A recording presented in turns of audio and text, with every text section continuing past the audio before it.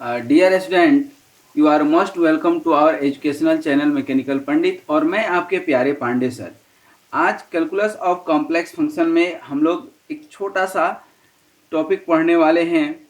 But ये basically important तो है, बट मैं ये बोल सकता हूँ कि एक कॉची थ्योरम जो हमने लास्ट क्लास में पढ़ाया था लेक्चर नंबर 267 में, आज ये लेक्चर नंबर 268 है अपना, उसी का कन्वर्स है। और उसी के कन्वर्स को हम लोग बोलते हैं, या बोल सकते हैं उसका कॉम्प्लीमेंट है, और उसी को हम लोग बोलते हैं मोरेरा थ्योरम। तो अब बोलिएगा सर कॉची थ्योरम क्या होता है। कॉची थ्योरम 2 मिनट में मैं आपको थोड़ा सा बताऊंगा, उसके बाद आगे बढ़ूंगा। देखिए, कोई भी कॉम्प्लेक्स फंक्शन है एफ जेड, है ना। अब एफ ऑफ जेड जो है, जेड क्या है आपका एक्स प्लस आई वाई, बचपन से बताते आ रहे हैं, ठीक है ना। बचपन से मतलब जहां से हमने शुरुआत किया था। और ये डब्ल्यू प्लेन जो है क्या है, एक्स प्लस आपका जो है x plus i y z हो गया, और डब्ल्यू क्या हो गया, u plus i b. U और भी दोनों एक्स वाई का फंक्शन होता था। और ये जो है फंक्शन क्या होता था, कॉची रीमन इक्वेशन। ये हमने प्रूव किया था लेक्चर नंबर 261 में। आज हम लोग पहुंच चुके हैं लेक्चर नंबर 268 में। ये जो है आपको याद रखना ही रखना चाहिए कि सी आर इक्वेशन क्या है, del you by del x equal to del we upon del y, del you upon del x equal to minus del we upon del y. अच्छा, अब इस फंक्शन से ही कॉची थ्योरम में हमने निकाला था कि कोई भी लाइन इंटीग्रल है, लाइन इंटीग्रल का कॉन्सेप्ट समझाए थे कि लाइन इंटीग्रल में भी आप जब निकालेंगे कोई भी फंक्शन का इंटीग्रेशन, तो यहाँ पर आपका जो लाइन इंटीग्रेशन आएगा, 2 टर्म में आएगा, एक रियल वाला और एक इमेजिनरी वाला, अलग अलग, बिल्कुल अलग अलग, ठीक ना। फिर साथ में इंटीग्रेशन कर देते हैं। अब कॉची थ्योरम जो आपका आया है, क्या कॉची थ्योरम, कॉची थ्योरम ये कहता है कि कोई भी यदि एनालिटिक फंक्शन है, ठीक ना, तो कोई और पॉइंट उसके कर्व के अंदर है, तो उसका इंटीग्रेशन मतलब क्या होगा, जीरो होगा। लाइन इंटीग्रल उसका क्या होगा, जीरो होगा। और यहाँ पर d x i d y इस तरह से करके यदि एफ डैश ऑफ जेड निकालते हैं, तो चूंकि इसका अभी हमने सी आर इक्वेशन से देखा था कर्व में, तो ये आपका इक्वेशन आएगा निकल करके। और सी आर इक्वेशन यदि आप लगा देते हैं, कौन सा, कॉची रीमन इक्वेशन, जो अभी अभी हमने आपको प्रेजेंट किया है, ये वाले इक्वेशन यदि आप लगा देते हैं, ठीक है, तो क्या हो जाता है, इसका वैल्यू क्या हो जाएगा, जीरो। अरे बात समझ में, ये आ गई जीरो। और इसी कॉची थ्योरम से हमने कॉची इंटीग्रल फार्मूला भी निकाला था, ठीक है ना, आपके सामने है। तो यदि आप लेक्चर देखे हों तो अच्छी बात है, नहीं देखे हों तो इसको प्लीज एक बार देख लीजिएगा, क्योंकि ये सारी चीजें पूछी जाती हैं, ठीक है। फिर हमने एक न्यूमेरिकल भी किया था। अब इसी कॉची थ्योरम से थोड़ा सा आगे बढ़ करके आज हम लोग 2-4 थ्योरम पढ़ेंगे, सिर्फ कॉची ही नहीं, कॉची भी पढ़ेंगे, और एक लियो वाइल्स थ्योरम भी होता है वो भी पढ़ेंगे, पॉइजन्स इंटीग्रल फार्मूला भी पढ़ेंगे। तो सबसे पहले तो हम कॉची इनवर्स जो है, कन्वर्स ऑफ कॉची थ्योरम देखें कि क्या है, ठीक ना। क्या, converse of Cauchy theorem. Converse of Cauchy theorem ये कहता है कि कोई फंक्शन है, कोई स्पेस है, कि if f of Z is continuous, is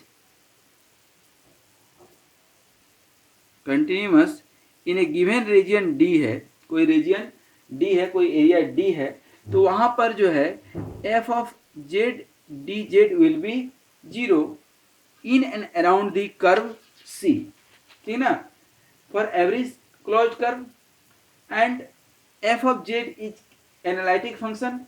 अब यहां पर यदि आप देखेंगे तो F of Z D Z क्या हो गया, जीरो।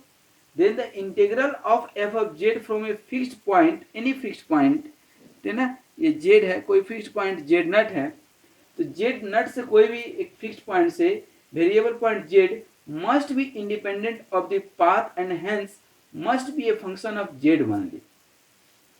यहां पर हम लिख भी देते हैं थोड़ा सा, since f of Z D z equal to zero, then the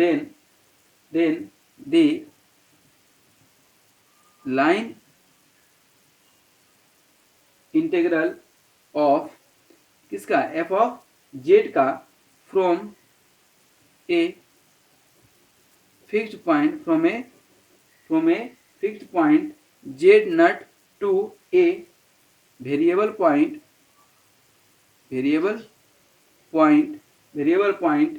Z must B independent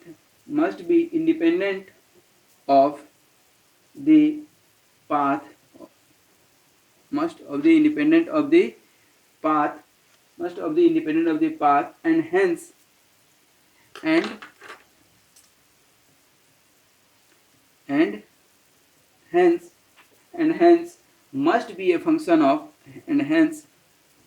must be a function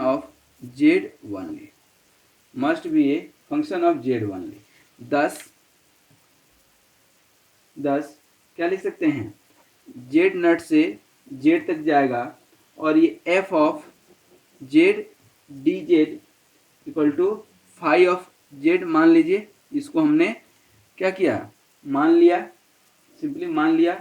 तो यहाँ पर आप लेट कीजिए कि phi of z equal to क्या हो गया, u प्लस आई भी होगा कि नहीं, and function of Z is nothing but u plus I V होगा। अब u प्लस आई भी है, then what you can write, u plus I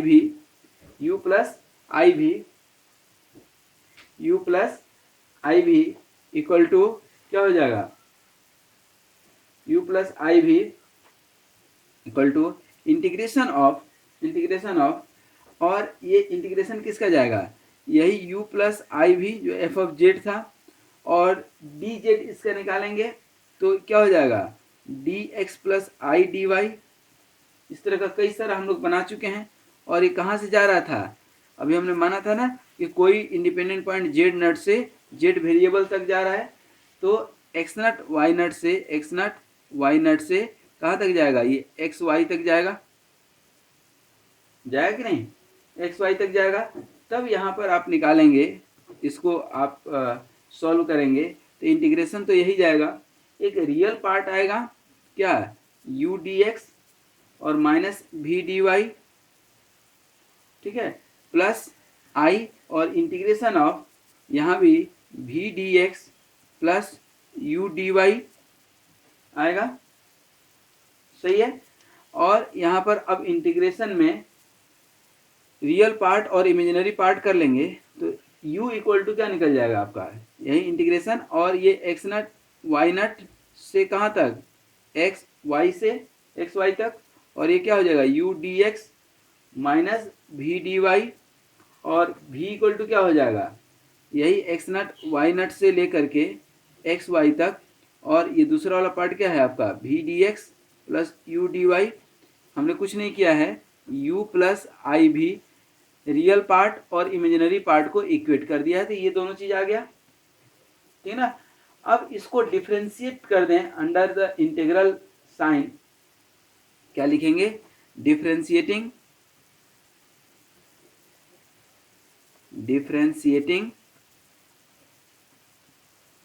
under the integral, differencing under the integral sign, ये क्या हो जाएगा, del you upon del x equal to मान लीजिए u, ठीक है। उसी तरह से del you upon del Y equal to minus V, del भी upon del x equal to V, del भी upon del Y equal to क्या हो जाएगा, u,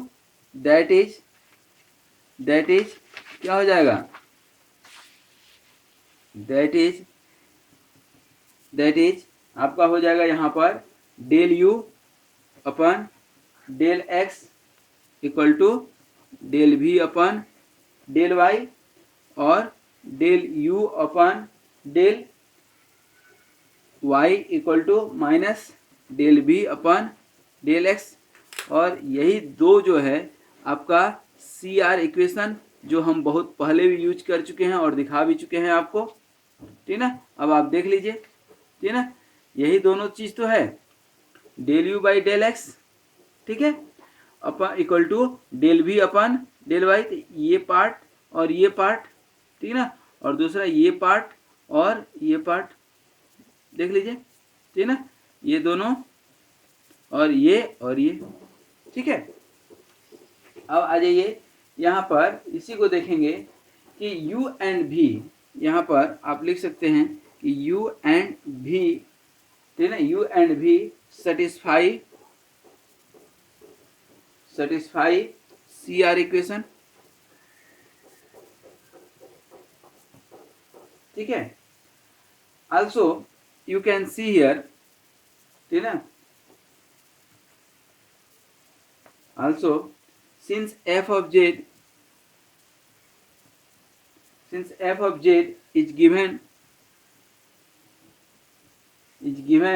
to be continuous,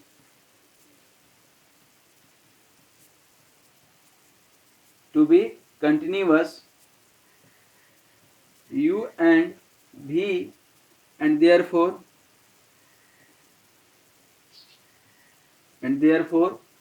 del u upon del x, del u upon del y, del v upon del x and del v upon del y are also continuous,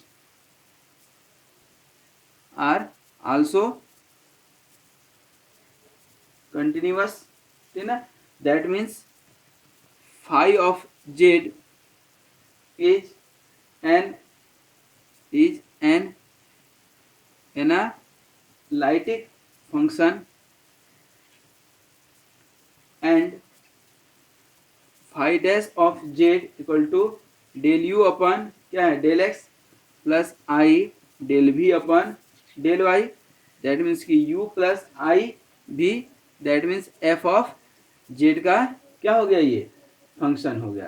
that means कि f of z is derivative of analytic function, that is f of z is the derivative of